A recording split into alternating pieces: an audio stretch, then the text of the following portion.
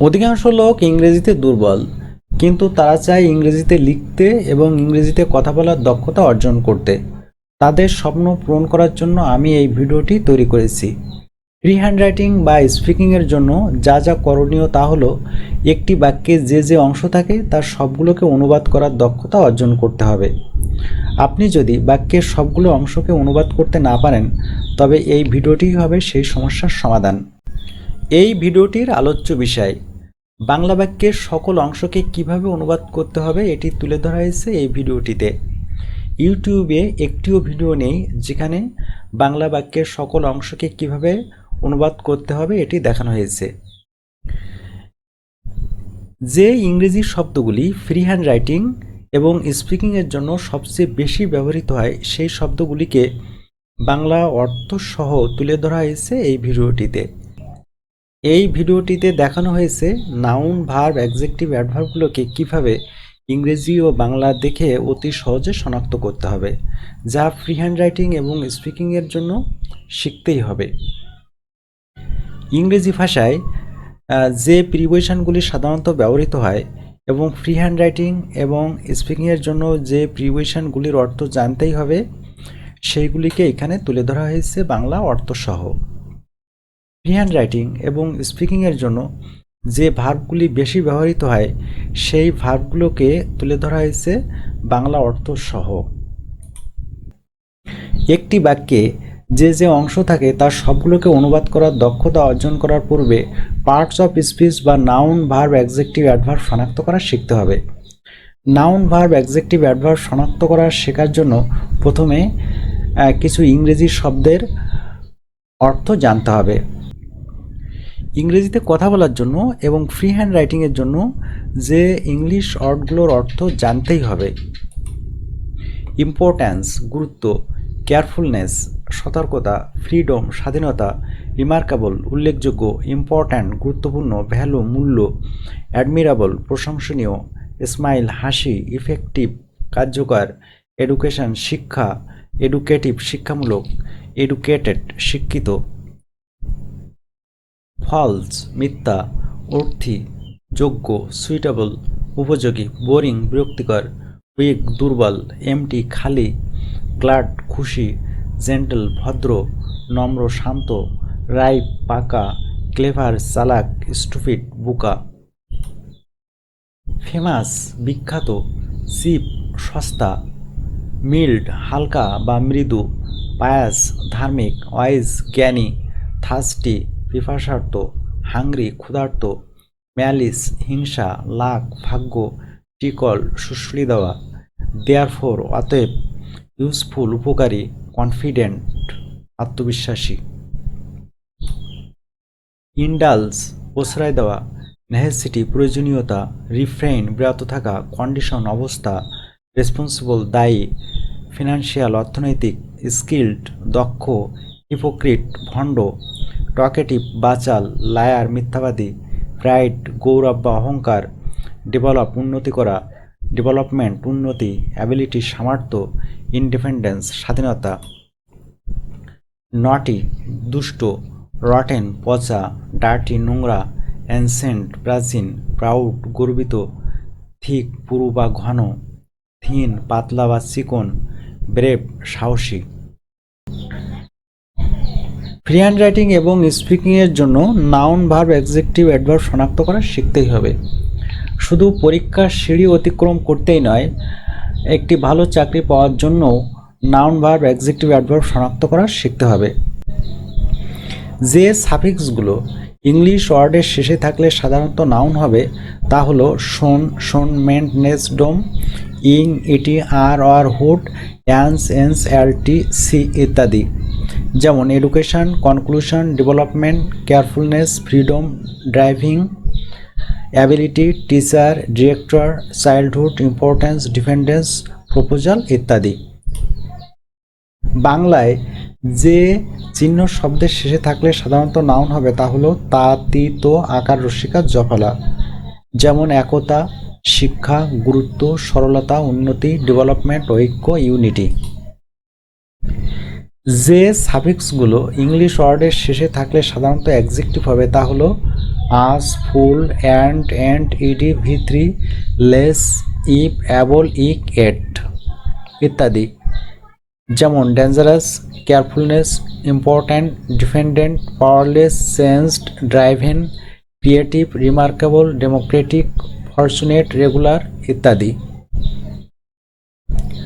বাংলায় যে চিহ্ন শব্দের শেষে থাকলে সাধারণত অ্যাডজেক্টিভ হবে তা হলো তদ্ধ, কশিল, নকর্ণমূলক, নিয়ন্য, করি।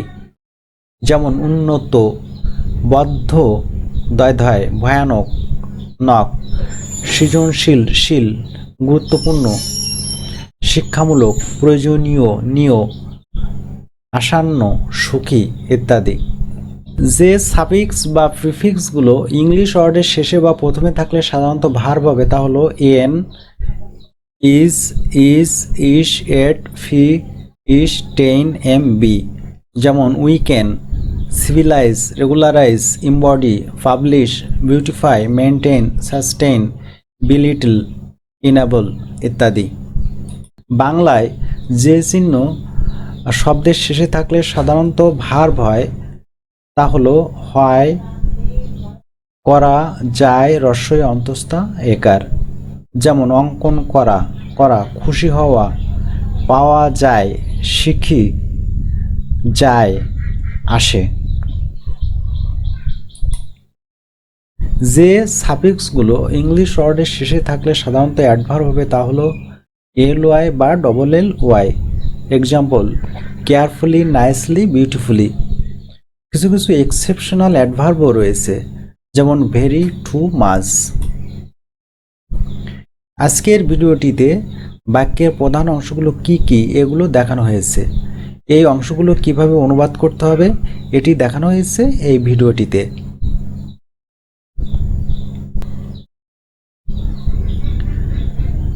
একটি বাক্যের প্রধান অংশ হলো subject, verb, object, prepositional phrase, infinitive phrase, participle phrase ইত্যাদি। ফ্রি হ্যান্ড রাইটিং এবং স্পিকিংয়ের জন্য বাক্যের এই অংশগুলো শনাক্ত করা এবং অনুবাদ করা শিখতেই হবে। এখন আমি দেখাবো একটি বাংলা বাক্যের কিভাবে সাবজেক্টকে চিহ্নিত করতে হবে এবং সাবজেক্টকে অনুবাদ করতে হবে। ফ্রি হ্যান্ড রাইটিং এবং স্পিকিংয়ের জন্য সাবজেক্টকে অনুবাদ করা শিখতে হবে। অধিকাংশ লোকেরা সাধারণত টেন্স শেখে। টেন্স শিখলে ভার্বকে অনুবাদ করা সম্ভব হবে, কিন্তু সাবজেক্টকে অনুবাদ করা সম্ভব হবে না। তাই সাবজেক্টকে অনুবাদ করা শিখতে হবে। সাবজেক্টকে অনুবাদ করার প্রধানত 6টি নিয়ম রয়েছে। কিভাবে সাবজেক্টকে অনুবাদ করতে হবে তার উপর একটি ভিডিও রয়েছে এই চ্যানেলে। আমি এখানে প্র্যাকটিক্যালি 2টি সাবজেক্টকে অনুবাদ করে দেখাবো। কিভাবে সাবজেক্টকে অনুবাদ করতে হবে এর উপর যে ভিডিওটি আছে সেখান থেকে বাকি নিয়মগুলো দেখে নিতে হবে। সাবজেক্টকে অনুবাদ করার জন্য প্রথমে বাক্যের কোনটি সাবজেক্ট এটি চিহ্নিত করতে হবে। ফাইনাইট ভার্বের কাছে কে দিয়ে প্রশ্ন করলে আমরা সাবজেক্টটি খুঁজে পাব।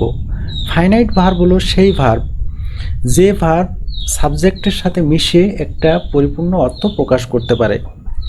পৃথিবীর মানুষ কৃষিভূমির পরিমাণ বৃদ্ধি করতে বনের গাছপালা ধ্বংস করিতেছে। এখানে ধ্বংস করিতেছে এটি হলো ফাইনাইট ভার্ব। সাধারণত বাংলা বাক্যের শেষে ফাইনাইট ভার্বটি থাকে। এই ভার্বের কাছে কে দিয়ে প্রশ্ন করতে হবে সাবজেক্টটি খুঁজে পাওয়ার জন্য। কে ধ্বংস করিতেছে, এই প্রশ্নের উত্তরে আমরা পাবো পৃথিবীর মানুষ। তাই পৃথিবীর মানুষ এটি হলো সাবজেক্ট। এই সাবজেক্টটিকে অনুবাদ করতে হবে। এখানে সাবজেক্ট পৃথিবীর মানুষ। এই সাবজেক্টটির সাথে একটি ষষ্ঠী বিভক্তি রয়েছে র, পৃথিবীর। তাই একে 1 নম্বর সূত্রের মাধ্যমে দি ড্যাশ অফ ড্যাশ এই সূত্রের মাধ্যমে উল্টো অনুবাদ করতে হবে। তাই পৃথিবীর মানুষ এর ইংরেজি অনুবাদ হবে the people of the world. এইভাবে যত সাবজেক্টের সাথে ষষ্ঠী বিভক্তি থাকবে তার সবগুলোকে 1 নম্বর সূত্রের মাধ্যমে দি ড্যাশ অফ ড্যাশ এই সূত্রের মাধ্যমে উল্টো অনুবাদ করতে হবে। এবার আমরা আরেকটি সাবজেক্টকে অনুবাদ করব। বৃক্ষ রোপণ করা গুরুত্বপূর্ণ। এখানে বৃক্ষ রোপণ করা এটি হলো সাবজেক্ট, এটিকে অনুবাদ করতে হবে। এখন দেখা যাক এটিকে কিভাবে অনুবাদ করতে হবে। যদি সাবজেক্টের সাথে একটি ক্রিয়া থাকে এবং ক্রিয়ার শেষে আকার বা ওকার থাকে, তাকে 2 নম্বর সূত্রের মাধ্যমে ভার্ব প্লাস আইএনজি প্লাস বাকি অংশ এই সূত্রের মাধ্যমে বাংলার উল্টো অনুবাদ করতে হবে। এখন দেখা যাক বৃক্ষ রোপণ করা একে কিভাবে অনুবাদ করতে হবে। প্রথমে ভার্ব প্লাস আইএনজি, তাই এখানে রোপণ করা আমরা এখানে লিখলাম প্লান্টিং। তারপর বসাতে হবে বাকি যে শব্দটি বৃক্ষ ট্রিজ, তাই বৃক্ষ রোপণ করা এর ইংরেজি অনুবাদ হবে প্লান্টিং ট্রিজ। যদি ফ্রি হ্যান্ড রাইটিং এবং স্পিকিংয়ে দক্ষতা অর্জন করতেই হয়, তবে সাবজেক্ট অনুবাদ করা শিখতেই হবে। শুধু সাবজেক্ট নয়, বাক্যের সবগুলো অংশকে অনুবাদ করা শিখতে হবে। আর এই ভিডিওটি যদি পুরোপুরি দেখা হয় তাহলে সেই দক্ষতা অর্জন করা সম্ভব হবে। বাক্যের আরেকটি প্রধান অংশ হলো ভার্ব। বাক্যের কোনটি ভার্ব এটি চিহ্নিত করা শিখতে হবে এবং এটিকে অনুবাদ করা শিখতে হবে। ইংরেজিতে কথা বলার জন্য কিছু ভার্বের অর্থ জানতেই হবে।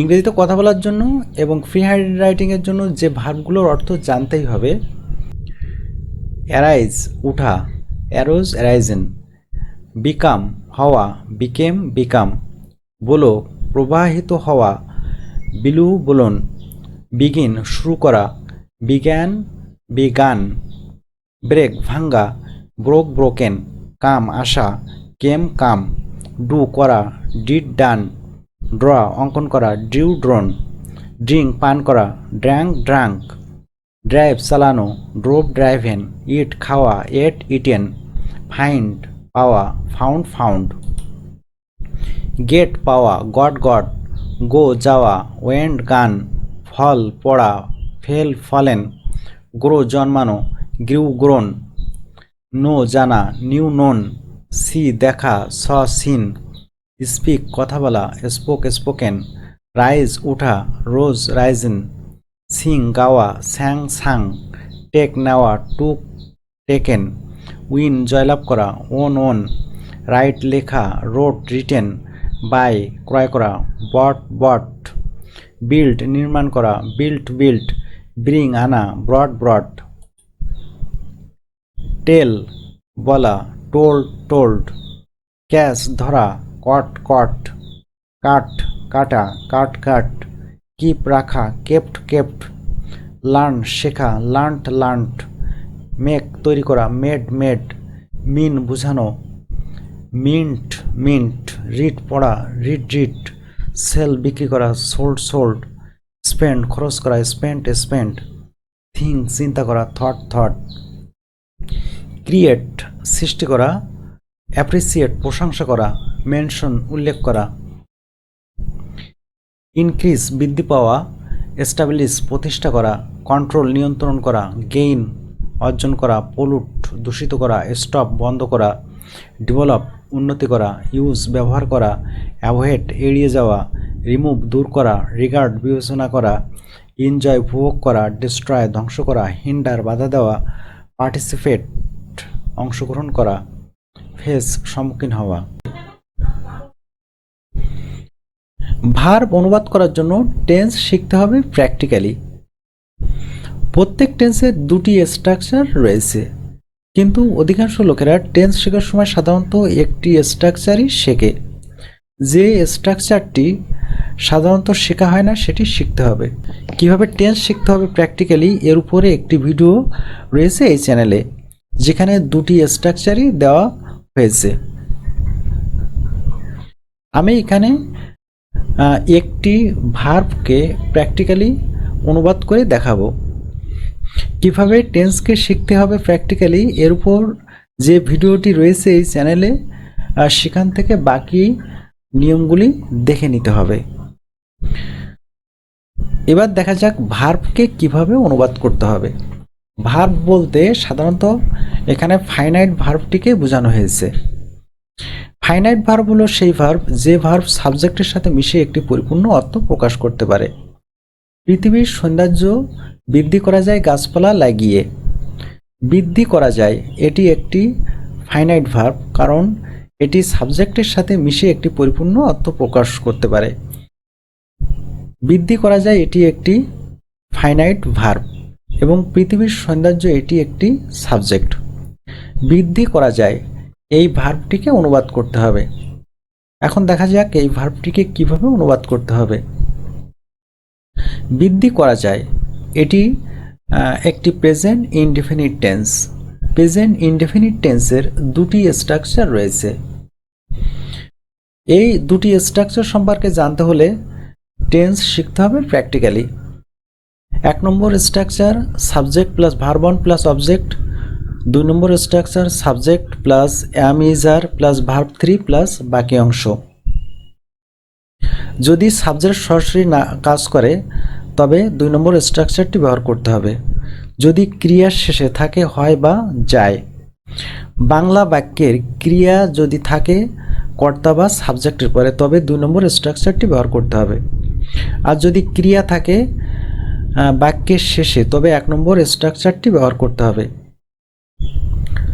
পৃথিবীর সৌন্দর্য বৃদ্ধি করা যায়, এখানে ক্রিয়ার শেষে যায় রয়েছে, বৃদ্ধি করা যায়। এখানে ক্রিয়া রয়েছে সাবজেক্টের পরে। পৃথিবীর সৌন্দর্য এটি সাবজেক্ট এবং বৃদ্ধি করা যায় এটি ভার্ব, তাই এখানে 2 নম্বর স্ট্রাকচারটিকে ব্যবহার করতে হবে। প্রথমে বসাতে হবে সাবজেক্ট, তাই এখানে বসানো হয়েছে the beauty of the world. তারপর ক্রিয়াটিকে বা ভার্বটিকে অনুবাদ করতে হবে। তারপর বসাতে হবে am is are plus verb 3, তাই এখানে বসানো হয়েছে ইজ। তারপর ভার্বের তৃতীয় রূপ ইনক্রিজড। তারপর গাছ লাগিয়ে প্ল্যান্টিং ট্রিজ।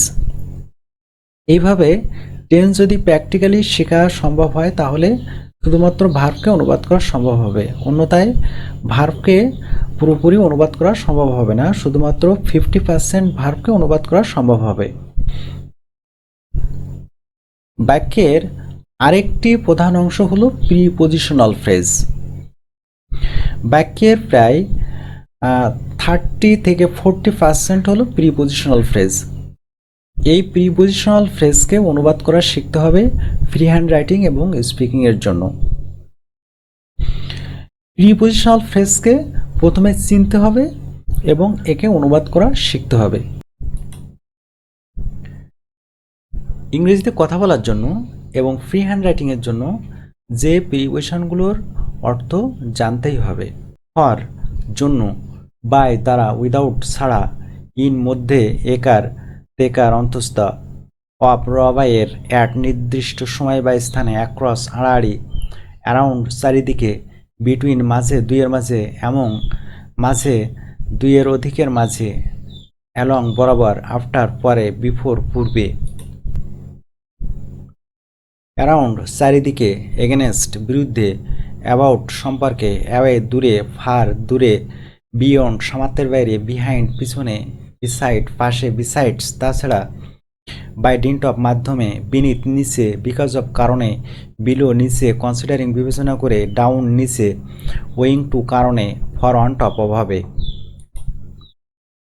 ফ্রম হতে, ইনসাইড ভিতরের দিকে, ইনস্টেড অফ পরিবর্তে, ইন প্লেস অফ পরিবর্তে, ইন স্পাইট অফ সত্ত্বেও, ইন লিউ অফ পরিবর্তে, নেক্সট টু পাশে, অন অ্যাকাউন্ট অফ কারণে, ইন ফ্রন্ট অফ সামনে, অ্যাহেড অফ সামনে, আন্ডারনিথ নিচে, রাইট টু ডানে, ইমিডিয়েট রাইট টু ঠিক ডানে, লেফট টু বামে, অ্যালংসাইড পাশাপাশি, অপোজিট বিপরীত, অ্যালং সঙ্গে, ভায়া মধ্য দিয়ে, ইনটু ভিতরে, ওয়ান উপর, ওভার উপর, আপন উপর, রিগার্ডিং বিষয়ে, থ্রো মাধ্যমে, থ্রো আউট সমগ্র, টিল পর্যন্ত, আনটিল না পর্যন্ত, টু তে প্রতি কাছের দিকে, টুয়ার্ডস দিকে অনির্দিষ্ট, আন্ডার নিচে, আপ উপরে।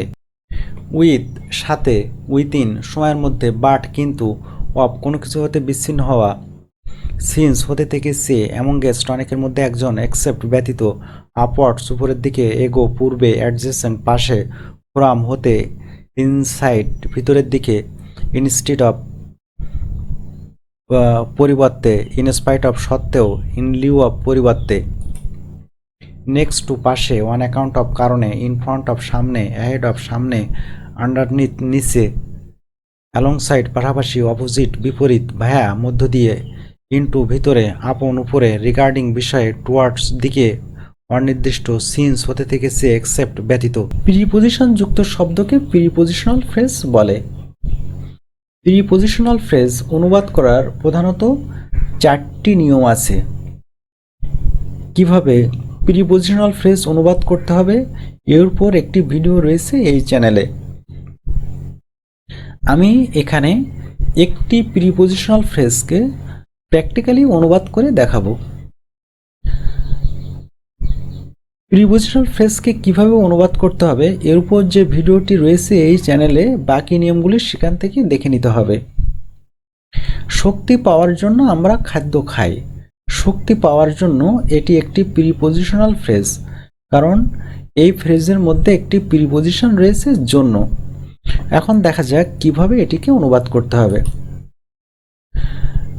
যদি প্রিপোজিশনাল ফ্রেজের সাথে ভার্ব থাকে তাকে 2 নম্বর সূত্রের মাধ্যমে অনুবাদ করতে হবে, preposition plus verb plus ING plus বাকি অংশ। তাই শক্তি পাওয়ার জন্য একে অনুবাদ করার জন্য আমরা প্রথমে বসাবো প্রিপোজিশন ফর, তারপর ভার্বের সাথে আইএনজি গেটিং, তারপর বাকি শব্দ এনার্জি। তাই শক্তি পাওয়ার জন্য এর ইংরেজি হবে প্রথমে প্রিপোজিশন ফর, তারপর ভার্বের সাথে আইএনজি গেটিং, তারপর এনার্জি। তাই শক্তি পাওয়ার জন্য এর ইংরেজি অনুবাদ হলো ফর গেটিং এনার্জি। আমরা খাদ্য খাই, উই ইট ফুড। এভাবে প্রিপোজিশনাল ফ্রেজ অনুবাদ করা শিখতেই হবে ফ্রি হ্যান্ড রাইটিং এবং স্পিকিংয়ের জন্য। বাক্যের আরেকটি প্রধান অংশ হলো পার্টিসিপল ফ্রেজ। পার্টিসিপল ফ্রেজ বাক্যের বিভিন্ন স্থানে বিভিন্ন রকম অর্থ প্রকাশ করে। তাই পার্টিসিপল ফ্রেজকে শনাক্ত করা এবং অনুবাদ করা শিখতেই হবে। কিভাবে পার্টিসিপল ফ্রেজকে অনুবাদ করতে হবে এর উপর একটি ভিডিও রয়েছে এই চ্যানেলে। সাবজেক্ট ভার্ব অবজেক্টের কাছে বা সাবজেক্ট বা ভার্বের কাছে কি করে দিয়ে প্রশ্ন করলে পার্টিসিপল ফ্রেজ সহজে খুঁজে পাওয়া সম্ভব হবে। পৃথিবীর সৌন্দর্য বৃদ্ধি করা যায়, এটি হলো সাবজেক্ট এবং ভার্ব। এর কাছে প্রশ্ন করতে হবে কি করে। পৃথিবীর সৌন্দর্য বৃদ্ধি করা যায় কি করে? গাছপালা লাগিয়ে। তাহলে এখানে গাছপালা লাগিয়ে এটি হলো পার্টিসিপল ফ্রেজ। এখন দেখা যাক পার্টিসিপল ফ্রেজকে কিভাবে অনুবাদ করতে হবে। যদি ফ্রেজের সাথে একটি ক্রিয়া থাকে এবং ক্রিয়ার শেষে একার, আকার বা ওকার থাকে তবে সেটি পার্টিসিপল ফ্রেজ। পার্টিসিপল ফ্রেজকে অনুবাদ করতে হবে বাংলার উল্টো। গাছপালা লাগিয়ে এই ফ্রেজটিকে অনুবাদ করতে হবে প্রথমে ভার্ব প্লাস আইএনজি, তারপর বাকি অংশ। তাই লিখতে হবে প্ল্যান্টিং, তারপর ট্রিজ। তাই গাছপালা লাগিয়ে এর ইংরেজি অনুবাদ হবে প্ল্যান্টিং ট্রিজ। বাক্যের আরেকটি প্রধান অংশ হলো ইনফিনিটিভ ফ্রেজ। ইনফিনিটিভ ফ্রেজ বাক্যের বিভিন্ন স্থানে বিভিন্ন রকম অর্থ প্রকাশ করে। তাই ইনফিনিটিভ ফ্রেজ শনাক্ত করা এবং অনুবাদ করা শিখতেই হবে। কিভাবে ইনফিনিটিভ ফ্রেজ অনুবাদ করতে হবে এর উপর একটি ভিডিও রয়েছে এই চ্যানেলে। সাবজেক্ট ভার্ব অবজেক্টের কাছে প্রশ্ন করতে হবে কি করতে দিয়ে ইনফিনিটিভ ফ্রেজকে খুঁজে বের করার জন্য। পৃথিবীর মানুষ বনের গাছপালা ধ্বংস করিতেছে কৃষিভূমির পরিমাণ বৃদ্ধি করতে। পৃথিবীর মানুষ বনের গাছপালা ধ্বংস করিতেছে, এটি হলো সাবজেক্ট ভার্ব অবজেক্ট। কি করতে দিয়ে যদি এখানে প্রশ্ন করা হয় তাহলে এখানে পাওয়া যাবে কৃষিভূমির পরিমাণ বৃদ্ধি করতে। তাই কৃষিভূমির পরিমাণ বৃদ্ধি করতে এটি হলো ইনফিনিটিভ ফ্রেজ। এই ইনফিনিটিভ ফ্রেজটিকে অনুবাদ করতে হবে। এখন দেখা যাক কিভাবে ইনফিনিটিভ ফ্রেজটিকে অনুবাদ করতে হবে।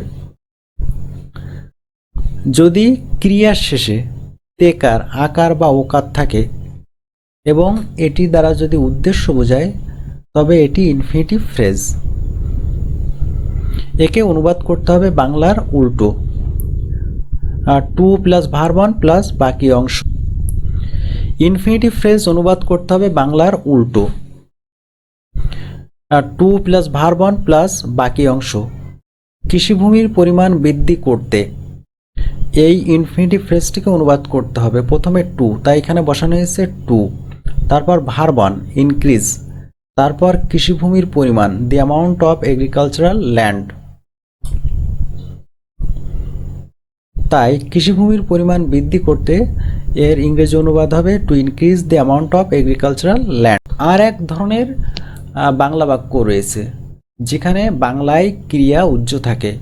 এই ধরনের বাক্যকে বলা হয় ক্রিয়াবিহীন বাংলা বাক্য। এই ক্রিয়াবিহীন বাংলা বাক্যকে অনুবাদ করা শিখতে হবে ফ্রি হ্যান্ড রাইটিং এবং স্পিকিংয়ের জন্য। ক্রিয়াবিহীন বাক্যকে কিভাবে ইংরেজিতে অনুবাদ করতে হবে এর উপর একটি ভিডিও রয়েছে এই চ্যানেলে।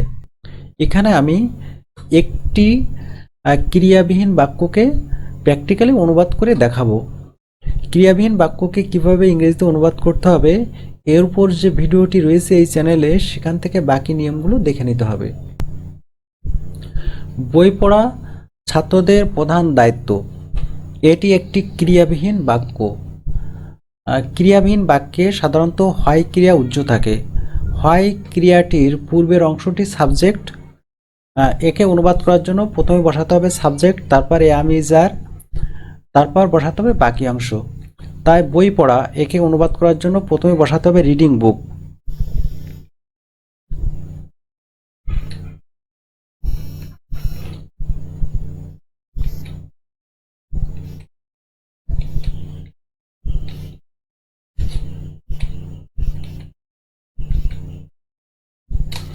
তারপর এখানে বসাতে হবে এম ইজ আর, এর থেকে যে কোনো একটি, এখানে আমরা বসাবো ইজ। তারপর ছাত্রদের প্রধান দায়িত্ব, দি মেইন ডিউটি।